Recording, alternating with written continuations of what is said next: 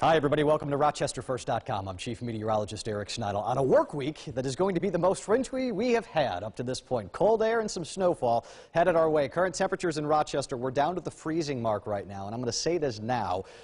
We're not going to get back to freezing again, probably until, at its best, Friday. Yeah, this is the deep freeze for at least a few days. Hourly temperatures tonight will end up losing a few more degrees as we continue to move forward. Not the coldest air we've had, but certainly cold enough. You know, we've had a relatively warm winter up to this point, and certainly a not that snowy winter up to this point, too. We've got some snowflakes that are out there.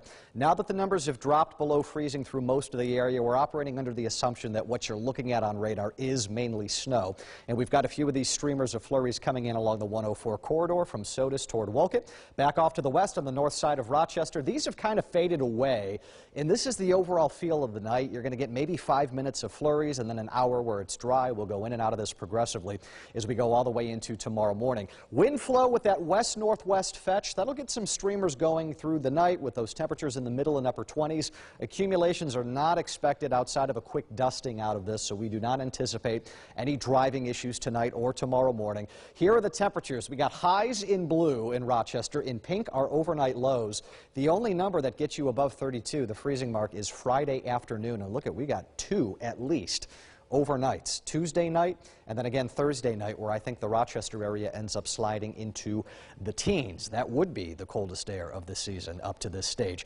Now, how about some moisture? So we got the cold air, half of the equation to make it look a little wintry around here. It's the moisture that has been lacking up to this point. There's a storm system that will get going later Wednesday into Thursday, and this is going to be a big one. I think parts of the Mid-Atlantic and New England will end up with a lot of snow out of this. There will be areas with more than half a foot, more than a foot. This is not, in my opinion, a track that is a resounding, hey, Rochester's going to get their first big snow out of this. But you can see what I see. Here it comes. This is all the swath of snow that we call synoptic snow. When you hear me use that word, synoptic. It's not lake effect. It's not scattered. That is equal opportunity. Everybody gets some snow out of this. This is the system snow with that low that is moving by. The best chance for snow is clearly across the southern tier closer toward the Pennsylvania state line. They've got winter storm watches in effect accordingly because of that.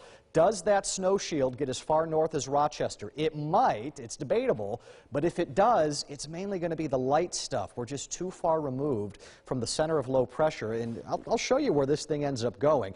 And I've put the isobars on this map so you can see where the low ends up tracking. What you're looking for here is find the centermost circle, the most inner ring, and that's about right in there, just to the east of Washington, D.C. This is early Thursday morning at 6:30.